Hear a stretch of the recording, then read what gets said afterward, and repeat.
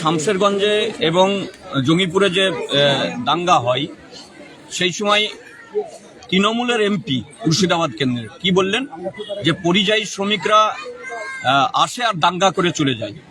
আর পাশাপাশি শুভেন্দু অধিকারী তখন বললেন যে আমরা দেখে নেব পরিযায়ী শ্রমিকদের যেখানে যেখানে গুজরাট থেকে শুরু করে উড়িষ্যা এরকম যে রাজ্যগুলো, আসাম যে বিজেপি রাজ্যগুলি আছে তাদেরকে দেখে নেব। তাহলে এই যে দেখে নেওয়ার যে হুমকি, তার ফলেই প্রতিদিন আক্রান্ত হচ্ছে বিজেপি শাসিত রাজ্যগুলিতে। আর এই আক্রমণের মূল লক্ষ্য হচ্ছে যে বাংলা ভাষায় কথা বললেই বলা হচ্ছে বাংলাদেশি, অথবা মুড়ি খেলে পরে কিংবা লুঙ্গি পড়লে তাদেরকে বলা হচ্ছে রোহিঙ্গা মুসলমান। এবং প্রমাণ থাকা সত্ত্বেও ভারতবর্ষের নাগরিক একটা রাজ্য থেকে আরেকটা রাজ্যে কাজে যাবে, এটা যেভাবে একটা যেমন কেরালায় কাজে গেলে তাদেরকে অতিথি শ্রমিক বলে, আর এরা ঘুরিয়ে আক্রমণ করছে। ফলে এই যে ধর্মের নামে এই যে মানুষ খুন করা, একেবারে মশা মাছির মতো করে যেভাবে মারা যাচ্ছে পরিযায়ী শ্রমিক, এই আক্রমণের বিরুদ্ধে এই ঘটনার আমরা তীব্র নিন্দা করি। এবং বিজেপি শাসিত রাজ্যগুলিতে যে আক্রমণ নেমে এসছে, আজকে ভয়ঙ্কর অবস্থা এবং মেরুকরণের একটা রাজনীতি করতে চাইছে তারা, এর মধ্যে দিয়ে যাতে সংখ্যালঘু মানুষরা তাদের উপর যে আক্রমণ, যে কোনো সংখ্যালঘু মানুষের উপর যে আক্রমণ যেভাবে নেমে আসছে, এই যে গতকালকে 25শে ডিসেম্বর ছিল আক্রান্তের ঘটনা বিভিন্ন জায়গায় খ্রিস্টান সম্প্রদায়ের উপর হয়েছে। এই বিজেপির যে রাজনীতি, এই রাজনীতির বিরুদ্ধে আমাদের সবাইকে ঐক্যবদ্ধ হতে হবে। আর পশ্চিমবাংলা থেকে এত পরিযায়ী শ্রমিক যাচ্ছে, এই পরিযায়ী শ্রমিক কেন হচ্ছে? এই রাজ্যে কাজ না পাওয়ার কারণে 100 দিনের কাজ বন্ধ হয়ে গেছে।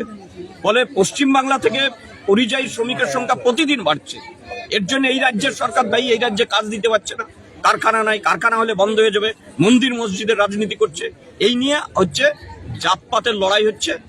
এই লড়াই আমরা চাই অবিলম্বে বন্ধ হোক, এবং এইরকম নিরীহ গরিব পরিবারের যারা, তারাই তো পরিযায়ী শ্রমিক হয়, তাদের উপর আক্রমণ হচ্ছে। আক্রমণ অবিলম্বে বন্ধ হওয়া দরকার, আর যারা দোষী তাদের কঠোর শাস্তি হওয়া দরকার। জামিল দা, রীতিমতো দীর্ঘ বছর ধরে এই যে মুর্শিদাবাদের পরিযায়ী শ্রমিকদের উপরে লাগাতার ভিন রাজ্যে বিজেপি শাসিত রাজ্যগুলিতে অত্যাচার হচ্ছে, মব লিঞ্চিং করা হচ্ছে, কিন্তু রাজ্যের মুখ্যমন্ত্রীর ভূমিকা নিয়েও কিন্তু প্রশ্ন উঠছে।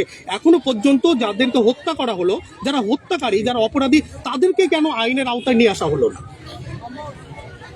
পরিযায়ী শ্রমিকদের নিরাপত্তা প্রথম, এইটা আমরা দাবি করছি। পরিযায়ী শ্রমিক ইউনিয়ন আছে আমাদের, CITU এর পক্ষ থেকে এই দাবি করা হচ্ছে যে পরিযায়ী শ্রমিকদের নিরাপত্তা, যেখানে থাকবে সেইখানে বাসস্থানের সুবন্দোবস্ত করা।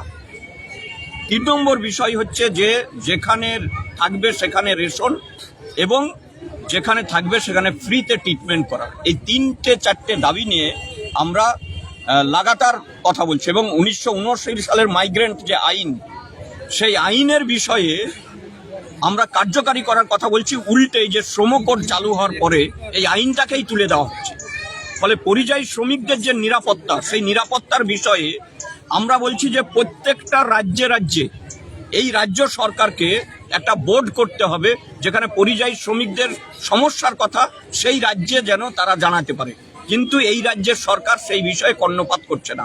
আসলে মন্দির মসজিদ ইত্যাদি নিয়ে মেতে আছে, ওখানে মন্দির করবে, ওখানে ইয়ে করবে, কিন্তু পরিযায়ী শ্রমিকে যে 5,000 করে টাকা দেবো বলেছে, আজকে সুতি ব্লকে 1 নম্বর ব্লকে বলতে পারবে যে 5,000 করে নাকি কয়েক লক্ষ 5,000 করে টাকা দেওয়া হয়েছে, কয়েক লক্ষে নাকি 5,000 টাকা করে দেওয়া হয়েছে। 5,000 টাকায় কিছু হয় না, কিন্তু 5,000 টাকা নাকি আমাদের রাজ্যের কয়েক লক্ষ মানুষকে দেওয়া হয়েছে। পরিযায়ী শ্রমিকদেরকে একটা দিতে পেরেছে এই রাজ্যে বলতে পারবে না। এবং নিরাপত্তা দিতে পেরেছে, টাকা নয়, নিরাপত্তার ব্যাপারে কোনো সদুত্তর। পরের পর ঘটনা ঘটেই যাচ্ছে, আমাদের রাজ্যের পরিযায়ী শ্রমিকদের মৃত্যু ঘটছে, কোনো রকম ব্যবস্থা নেয়নি। এই রাজ্যের কোনো সদিচ্ছা নাই সরকারের। ধন্যবাদ। এই মুহূর্তে আমরা কথা বলার চেষ্টা করছিলাম